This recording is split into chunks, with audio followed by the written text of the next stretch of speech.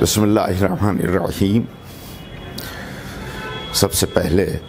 میں Khadija T V کے ناظرین کو اس موقع ولادت حضرت امیر المومنین علی بن ابی طالب علیہ السلام پر مبارکباد دیتا ہوں، اس دعا کے ساتھ کہ پروردگار امیر المومنین علی بن ابی طالب علیہ السلام کے چاہنے والوں کو اپنے حفظ و امان میں رکھے اور یہ خوشی انہیں بہت بہت مبارک قرار دے۔ حضرت امیر المومنین علی بن ابی طالب علیہ السلام کی ولادت خانہ کعبہ میں ہوئی، جوف کعبہ میں ہوئی۔ تاریخ اس بات کی گواہ ہے کہ اس سے پہلے نہ کوئی جوف کعبہ میں پیدا ہوا اور نہ انشاءاللہ کوئی ہوگا پیدا۔ اب تک کوئی ایسا واقعہ ہمارے سامنے نہیں آیا ہے۔ خانہ کعبہ میں حضرت امیر المومنین کا پیدا ہونا یقیناً یہ بفضیلت واقعہ ہے، لیکن اس کے ساتھ ساتھ میں یہ ضرور کہوں گا کہ مکین جتنا بہتر ہوتا ہے مکان کی بھی عظمت اتنی ہی ہوتی ہے، لہذا حضرت امیر المومنین کی شخصیت سے خانہ کعبہ کی عظمت میں اور چار چاند لگے ہیں۔ ظاہر ہے کہ یہ تاریخ کا واقعہ ہے اور اس کا کوئی اب تک انکار نہیں کر سکا علاوہ چند کوتاہ نظر افراد کے کہ جنہیں حضرت امیر المومنین سے کچھ مخاصمت رہی ہو یا جو بھی رہا ہو۔ حضرت امیر المومنین علی بن ابی طالب کی شخصیت، ان کا وجود کائنات کے لیے ایک عظیم نعمت کی حیثیت رکھتا ہے۔ بجائے اس کے کہ میں تاریخ کے صفحات پلٹوں آپ کے سامنے، میں جو بھی 2-4 منٹ آپ کے سامنے گفتگو کروں، میں یہ چاہتا ہوں کہ اس دور جدید میں، آج کے اس زمانے میں جب ٹیکنالوجی اپنے عروج کی طرف پرواز کر رہی ہے اور پوری دنیا فنگر ٹپس پر سمٹ کر آ گئی ہے، ڈیجیٹل دنیا ہو گئی ہے، اس وقت ضرورت ہے کہ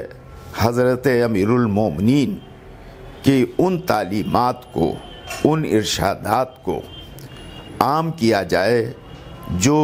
اس مضطرب بے چین خود غرض دنیا کے کچھ کام آ سکے۔ آپ جانتے ہیں کہ ہر طرف بے چینی نظر آ رہی ہے، لاکھ ترقی کرنے کے بعد بھی انسان مضطرب نظر آ رہا ہے، یعنی ایک اطمینان جو اندر سے اسے حاصل ہونا چاہیے وہ اطمینان اسے حاصل نہیں ہو رہا ہے، وہ پریشان ہے، اس طرح کا شکار بنا ہوا ہے، ہر ایک دوسرے سے دور ہوتا جا رہا ہے۔ ایسے وقت میں ضرورت اس بات کی ہے کہ حضرت امیر المومنین علی بن ابی طالب کے ارشادات کو دنیا تک پہنچایا جائے کہ جس کے سہارے آج کا مضطرب انسان اپنی زندگی میں کچھ لمحے سکون کے بھی حاصل کر سکے۔ وہ علمی موشگافیاں، وہ ریسرچ ورک جس پر آج کوشش کی جا رہی ہے، آپ اگر حضرت امیر المومنین کے ارشادات یا ان کے خطوط یا ان کی تعلیمات کو دیکھیں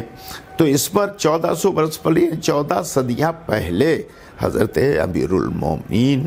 گفتگو کر چکے ہیں، ان کا ڈسکشن موجود ہے، لیکن یہ ہماری بدقسمتی ہے کہ ہم اپنے گھر کے اثاثے کو چھوڑ کر دوسروں کے دروازے پر کاسہ گدائی لے کے کھڑے ہوئے ہیں۔ اب میں بہت مختصر وقت میں آپ کی خدمت میں عرض کر دوں کہ عدالت میں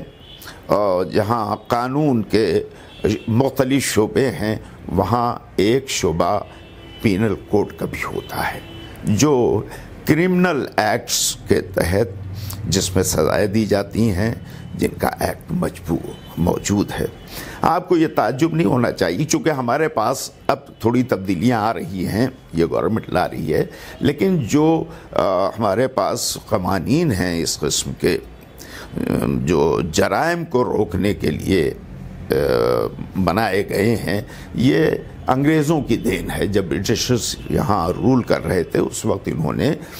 یہ قوانین بنائے، لیکن یہ بڑی بددیانتی ہے انگریزوں کی کہ جہاں سے ان قوانین کو لیا ہے ان کا کوئی ذکر نہیں کیا ہے۔ اگر حضرت امیر المومنین علی بن ابی طالب علیہ السلام کے فیصلوں کو، قضایا کو آپ پڑھیں تو آپ کو پتہ چلے گا کہ حضرت امیر المومنین نے جو قوانین بنائے تھے وہی قوانین تھوڑی سے تبدیلی کے ساتھ وہ انڈین پینل کوڈ میں آ گئے ہیں۔ مثلا کہ ججز جو ہیں وہ پولیس اسٹیشن کی میں جو اقرار کرتے ہیں مجرمین، اسے بہت زیادہ اہمیت نہیں دیتے ہیں، اور وہ پہلا سوال یہ کہتے ہیں کہ یہ جو اقرار ہے جرم تم نے کیا ہے یہ تم نے آزادانہ طور پر کیا یا کسی دباؤ کے طور پر کیا ہے؟ تو ظاہر ہے جواب یہ ہوتا ہے کہ نہیں صاحب، ہم کو مجبور کیا گیا جواب دینے پر۔ آپ کو پتہ ہونا چاہیے کہ یہ قانون سب سے پہلے حضرت امیر المومنین نے وضع کیا تھا، اور واقعہ یہ تھا کہ دوسرے خلیفہ کا دور تھا اور ایک کیس ایسا آ گیا، اس میں حضرت امیر المومنین بلائے گئے، چونکہ خلیفہ کے خلاف تھا لہذا وہ فیصلہ نہیں دے سکتے تھے۔ حضرت امیر المومنین بلائے گئے اور ان کے سامنے مقدمہ پیش ہوا، تو انہوں نے جس شخص پر کو مجرم قرار دیا جا رہا تھا اس سے یہی سوال کیا کہ یہ بتاؤ، یہ تم نے آزادانہ طور پر اپنا اسٹیٹمنٹ دیا ہے یا کسی دباؤ کے تحت دیا ہے؟ تو ان سے کہا نہیں صاحب، میں نے آزادانہ طور پر یہ اسٹیٹمنٹ نہیں دیا ہے۔ تو میرا کہنے کا مقصد یہ ہے کہ چونکہ ہم ان باتوں کو یا ان فیصلوں کو جو حضرت امیر المومنین کے ہیں ان پر فکری نہیں، غوری نہیں کرتے ہیں، اور اس کا فائدہ دوسرا اٹھا رہا ہے۔ بہت سی ایسی چیزیں ہیں، لہذا ضرورت اس بات کی ہے کہ اس ڈیجیٹل دنیا میں حضرت امیر المومنین کے ارشادات جو نہج البلاغہ کی شکل میں ہمارے سامنے موجود ہیں، یہ ایک بہت ایسا سبجیکٹ ہے جس پہ بہت تفصیلی بحث کرنا چاہیے، اسے دنیا تک پہنچانا چاہیے تاکہ دنیا کو یہ پتہ چلے کہ آج ریسرچ کے جس مقامات پر یہ پہنچ رہے ہیں 1400 برس پہلے کوئی نشاندہی کر کے گیا ہے، اور یہ کہہ کے گیا ہے کہ پوچھ لو جو کچھ پوچھنا چاہو کہ اس سے پہلے میں تمہارے درمیان سے اٹھ جاؤں۔